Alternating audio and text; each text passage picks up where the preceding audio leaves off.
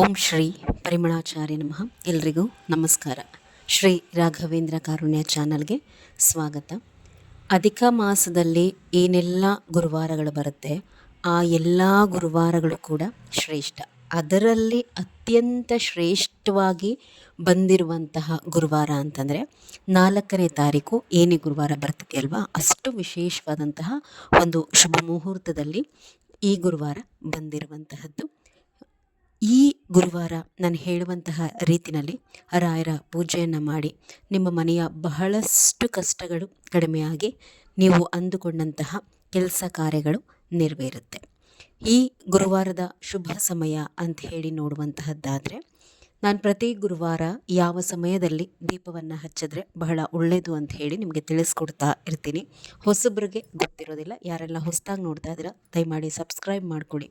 ರಾಯರಿಗೆ ಸಂಬಂಧಿಸಿದಂತೆ ಬಹಳ ಉತ್ತಮವಾದಂತಹ ಮಾಹಿತಿಗಳು ಈ ಚಾನಲ್ನಲ್ಲಿ ನಿಮಗೆ ಸಿಗುತ್ತೆ. ಈ ಗುರುವಾರದ ಶುಭ ಸಮಯ ನೀವು ದೀಪ ಹಚ್ಚೋದಕ್ಕಿರಬಹುದು ಅಥವಾ ಸಂಕಲ್ಪ ಮಾಡ್ಕೊಳ್ಳೋದಕ್ಕಿರಬಹುದು.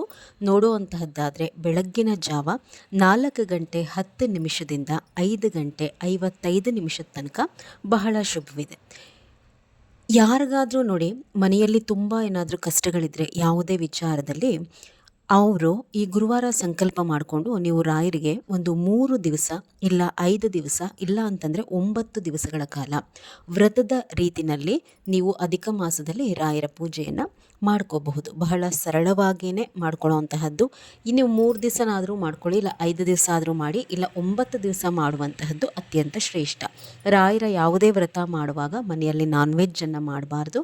ನೀವು ಕೂಡ ನಾನ್ ವೆಜ್ಜನ್ನು ತಿನ್ನಬಾರ್ದು. ಗಂಡ ಹೆಂಡತಿ ಸೇರುವ ಹಾಗಿಲ್ಲ. ನೀವು ಬೆಳಗ್ಗೆ ಒಂದು 6:15 ಪ್ರತಿನಿತ್ಯ ರಾಯರ ಮುಂದೆ 2 ತುಪ್ಪದ ದೀಪವನ್ನು ಹಚ್ಕೊಂಡ್ರೆ ಸಾಕಾಗುತ್ತೆ. ಪ್ರತಿನಿತ್ಯ ಫೋಟೋ ಉರಿಸ್ಬೇಕು. ಫೋಟೋ ಉರಿಸಿ ರಾಯರಿಗೆ ಗಂಧವನ್ನು ಹಚ್ಚಿ ಸ್ವಲ್ಪ ತುಳಸಿಯನ್ನು ಇಟ್ಟು ಒಂದು ನಿಮ್ಮ ಮನೆಯಲ್ಲಿ ಹೂಗಳಿರುತ್ತೆ, ಆ ಹೂಗಳಿಂದ ರಾಯರಿಗೆ ಅಲಂಕಾರವನ್ನು ಅವತ್ತಿನ ದಿವಸ ಮಾಡಿಕೊಂಡು ರಾಯರಿಗೆ ಸ್ವಲ್ಪ ಪ್ರತಿನಿತ್ಯ ಕಲ್ಲು ಸಕ್ಕರೆ ನೈವೇದ್ಯವಾಗಿಟ್ಟರೂ ಕೂಡ ಸಾಕಾಗುತ್ತೆ. ಮಧ್ಯ ಏಕಾದಶಿಗಳು ಬಂದರೆ ರಾಯರ ಯಾವುದೇ ವ್ರತ ನೀವು ಮಾಡುವಾಗ ಸುಮಾರಷ್ಟು ಜನ ನನಗೆ ಕೇಳುವಂತಹ ಕ್ವಶ್ಚನ್ನು, ಏಕಾದಶಿ ಮಾಡುವಾಗ ನಾವು ಏನು ಮಾಡಬೇಕು, ಅದನ್ನು ಲೆಕ್ಕಕ್ಕೆ ಸೇರಿಸ್ಕೋಬೇಕಾ? ನೀವು ರಾಯರ ಯಾವುದೇ ವ್ರತ ಮಾಡುವಾಗ ಏಕಾದಶಿ ಮಧ್ಯ ಬಂದರೆ ಅದನ್ನು ನೀವು ವ್ರತದ ದಿವಸಕ್ಕೆ ಕೌಂಟ್ ಮಾಡ್ಕೋಬಾರ್ದು.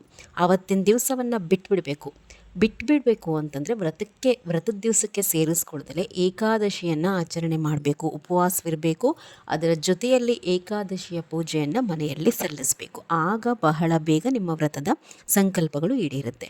ನೀವು ಈ 9 ದಿವಸ ಏನು ಸೆಲೆಕ್ಟ್ ಮಾಡ್ಕೋತೀರಾ ಅದರಲ್ಲಿ ಏನಾದರೂ ಏಕಾದಶಿ ಬಂದರೆ ಏಕಾದಶಿ ಆಚರಣೆ ಮಾಡಿ, ಇಲ್ಲ ಅಂತಂದರೆ ಒಂದು 3 ದಿವಸ 5 ದಿವಸ 9 ದಿವಸ ರಾಯರಿಗೆ ಇನ್ನೇನಿಲ್ಲ, ನೀವು ಪ್ರತಿನಿತ್ಯ ಫೋಟೋ ಒರೆಸ್ಬೇಕು, ತುಳಸಿ ಹೂ ಇಟ್ಟು 2 ತುಪ್ಪದ ದೀಪ ಇಟ್ಟು ಏನು ನಿಮ್ಮ ಯಥಾಶಕ್ತಿ ಅದರಂತೆ ರಾಯರಿಗೆ ಒಂದು ನೈವೇದ್ಯ ಇಟ್ಬಿಟ್ಟು ಓಂ ಶ್ರೀ ರಾಘವೇಂದ್ರಾಯ ನಮಃ ಅಂತೇಳಿ ಒಂದು 21 ಬಾರಿ ಇಲ್ಲ ಒಂದು 48 ಬಾರಿ ಹೇಳ್ಕೋಬೇಕು.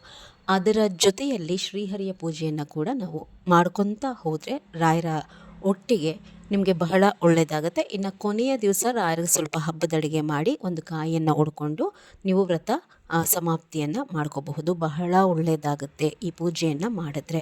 ಏನಾದರೂ ಇದ್ರ ಬಗ್ಗೆ ಜಾಸ್ತಿ ಇನ್ಫಾರ್ಮೇಷನ್ ಬೇಕು ಅಂತಂದರೆ ಕಮೆಂಟಲ್ಲಿ ಕೇಳಿ, ನೆಕ್ಸ್ಟ್ ವಿಡಿಯೋನಲ್ಲಿ ನಿಮಗೆ ಇನ್ಫಾರ್ಮೇಷನನ್ನು ಕೊಡ್ತೀನಿ. ಇನ್ನು ಈ ವಾರದ ಪೂಜೆ ಎಷ್ಟು ದೀಪಗಳನ್ನ ಹಚ್ಚಬೇಕು, ಯಾವ ರೀತಿ ಪೂಜೆಯನ್ನು ಮಾಡಬೇಕು ಅಂತ ಹೇಳಿ ನೋಡುವಂತಹದ್ದಾದರೆ, ಯಥಾ ಪ್ರಕಾರ ನೀವು ರಾಯರ ಫೋಟೋವನ್ನು ಉರಿಸ್ಕೋಬೇಕು. ರಾಯರಿಗೆ ಅಧಿಕ ಮಾಸ ಮುಗಿಯೋವರೆಗೂ ಗೋಪಿ ಚಂದನವನ್ನು ಹಚ್ಚಬೇಡಿ, ಗಂಧವನ್ನೇ ಹಚ್ಚಿ. ಅಧಿಕ ಮಾಸದಲ್ಲಿ ಶ್ರೀಮನ್ನಾರಾಯಣನಿಗೆ ಇರಬಹುದು ಅಥವಾ ರಾಯರಿಗೆ ಇರಬಹುದು ಗಂಧವನ್ನು ಸಮರ್ಪಣೆ ಮಾಡುವಂತಹದ್ದು ಬಹಳ ಶ್ರೇಷ್ಠ. ಶ್ರೀಗಂಧ ಅಂತಂದರೆ ನೋಡಿ, ಅಂಗಡಿಗಳಲ್ಲಿ ಪೇಸ್ಟ್ ಥರ ಸಿಗುತ್ತೆ, ಅಥವಾ ಈ ವಿಭೂತಿಗೆ ಸ್ವಲ್ಪ ಹಳದಿ ಬಣ್ಣ ಹಾಕಿಬಿಟ್ಟು ಆ ವಿಭೂತಿ ಈ ಥರದ್ದೆಲ್ಲ ಸಿಗುತ್ತೆ. ಅದೆಲ್ಲ ಒರಿಜಿನಲ್ ಗಂಧ ಅಲ್ಲ. ಶ್ರೀಗಂಧದ ಚಕ್ಕೆ ಕೊಡಿ ಅಂತ ಹೇಳಿ ಗ್ರಂಥಿಗೆ ಅಂಗಡಿಗಳಲ್ಲಿ ಕೇಳಿ ಕೊಡ್ತಾರೆ. ಆ ಗಂಧದ ಚಕ್ಕೆನ ಅಲ್ಲೇ ಕೂಡ ನೀವು ಗಂಧ ತೇಯುವಂತಹ ಕಲ್ಲು ಕೂಡ ಸಿಗುತ್ತೆ. ಅದನ್ನು ತಗೊಂಡು ಬಂದು ಆ ಒರಿಜಿನಲ್ ಶ್ರೀಗಂಧ ಏನಿರುತ್ತೆ ಅದನ್ನು ಸಮರ್ಪಣೆ ಮಾಡಬೇಕು ರಾಯರಿಗೆ. ಅರಿಶಿನ ಕುಂಕುಮ ಹಚ್ಚೋದೇ ಆಗಲಿ, ವಿಭೂತಿ ಹಚ್ಚೋದೇ ಆಗಲಿ, ಫೋಟೋ ತುಂಬ ನಿಮ್ಮ ಮನಸ್ಸಿಗೆ ಬಂದಷ್ಟು ಗಂಧದ ಬೊಟ್ಟುಗಳನ್ನ ಹಚ್ಚೋದೇ ಆಗಲಿ, ಅಥವಾ ಈಗ ರಾಯರ ಫೋಟೋನಲ್ಲಿ ಮೇಲ್ಗಡೆ ಏನೋ ಲಕ್ಷ್ಮೀ ನರಸಿಂಹಸ್ವಾಮಿ ಇರುತ್ತೆ, ಇಲ್ಲ ಕೃಷ್ಣ ಇರುತ್ತೆ, ರಾಯರಿಗೆ ಮಾತ್ರ ಕುಂಕುಮ ಹಚ್ಚದಲೆ ಆ ಫೋಟೋನಲ್ಲಿ ಬೇರೆ ಬೇರೆ ಏನು ದೇವರುಗಳಿರುತ್ತೆ ಅದಕ್ಕೂ ಕೂಡ ನಾವು ಅರಿಶಿಣ ಕುಂಕುಮವನ್ನು ಹಚ್ಚಬಾರ್ದು. ಒಟ್ಟಾರೆಯಾಗಿ ರಾಯರ ಫೋಟೋಗೆ ಎಲ್ಲೂ ಕೂಡ ಅರಿಶಿಣ ಕುಂಕುಮವನ್ನು ತಾಗಿಸ್ಲಿಕ್ಕೆ ಹೋಗಬೇಡಿ. ಎಲ್ಲ ದೇವರುಗಳಿಗೂ ಕೂಡ ಗಂಧವನ್ನೇ ಹಚ್ಚಿ, ರಾಯರ ಫೋಟೋನಲ್ಲಿ ಇರುವಂತಹ ದೇವರುಗಳಿಗೆ. ಇನ್ನು ತಪ್ಪದೆ ಗಂಧ ಸಮರ್ಪಣೆ ಆದಮೇಲೆ ಹಳದಿ ಬಣ್ಣದ ಗೆಜ್ಜೆ ವಸ್ತ್ರ ರಾಯರಿಗೆ ಸಮರ್ಪಣೆ ಮಾಡಿ. ಅದರಲ್ಲಿ 18 ಗೆಜ್ಜೆಗಳು ಬರಬೇಕು. 18 ಅಂತಂದರೆ ಯಾವತ್ತೇ ಆಗಲಿ ಒಂದು ಎಕ್ಸ್ಟ್ರಾ ಮಾಡ್ಕೋಬೇಕು ನಾವು. 19 ಉಂಡೆಗಳು ನೀವು ತಗೊಳ್ಳೋವಂತಹ ಗೆಜ್ಜೆ ವಸ್ತ್ರದಲ್ಲಿ ಇರಬೇಕು. ಆ ರೀತಿ ರಾಯರಿಗೆ ಗೆಜ್ಜೆ ವಸ್ತ್ರವನ್ನು ನೀವು ಫೋಟೋಗೆ ಸಮರ್ಪಣೆ ಮಾಡ್ಕೊಳ್ಳಿ. ಹೂ ಮುಡಿಸೋದಕ್ಕಿಂತ ಮೊದಲು ರಾಯರಿಗೆ ತುಳಸಿಯನ್ನು ಇಡಬೇಕು. ಅವರ ಫೋಟೋಗೆ ಮೊದಲು ತುಳಸಿಯನ್ನು ಮುಡಿಸಿ, ಅದಾದ ಮೇಲೆ ನೋಡಿ ರಾಯರಿಗೆ ಬಹಳ ಪ್ರೀತಿ ಅಂದರೆ ಪಾರಿಜಾತ, ದುಂಡು ಮಲ್ಲಿಗೆ, ಕನಕಾಂಬರ ಹೂವು.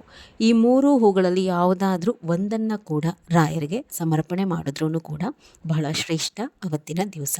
ಇನ್ನು ಎಷ್ಟು ದೀಪಗಳನ್ನು ರಾಯರ ಮುಂದೆ ಹಚ್ಚಬೇಕು ಅಂಥೇಳಿ ನೋಡುವಂತಹದ್ದಾದರೆ 9 ಮಣ್ಣಿನ ದೀಪಗಳು.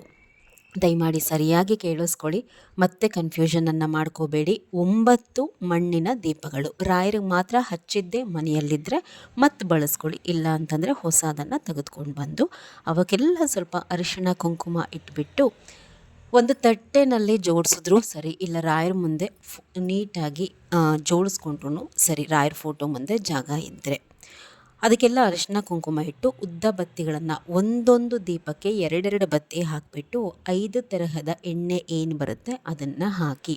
ನಾನು ಪ್ರತಿ ಬಾರಿ ನಿಮಗೆ ಹೇಳ್ತಿರ್ತೀನಿ, ರಾಯರ ಮುಂದೆ ನಾವು ಏನು ಈ ಮಣ್ಣಿನ ದೀಪಾರಾಧನೆ ಮಾಡ್ತೀವಲ್ವ ಅದು ಸಾಮಾನ್ಯವಲ್ಲ, ಬಹಳ ಶಕ್ತಿ ಇರುತ್ತೆ ರಾಯರ ಮುಂದೆ ನಾವು ಮಾಡುವಂತಹ ಈ ಮಣ್ಣಿನ ದೀಪಗಳ ಆರಾಧನೆಗೆ. ನಿಮ್ಮ ಮನೆಯಲ್ಲಿ ಇರುವಂತಹ ನೆಗೆಟಿವ್ ಎನರ್ಜಿಯನ್ನು ಸುಟ್ಟು ಹಾಕುವಂತಹ ಶಕ್ತಿ ಈ ದೀಪಗಳಿಗಿರುತ್ತೆ. ನೀವು ಈ ದೀಪವನ್ನು ರಾಯರ ಮುಂದೆ ಹಚ್ಚಿದಾಗ ನಿಮ್ಮ ಮನೆಯ ಪ್ರತಿ ಒಬ್ಬ ಸದಸ್ಯರಿಗೂ ಕೂಡ ಏನೇನು ಕಷ್ಟಗಳಿರುತ್ತೆ ಎಲ್ಲವೂ ಕೂಡ ಕರಗ್ತಾ ಬರುತ್ತೆ.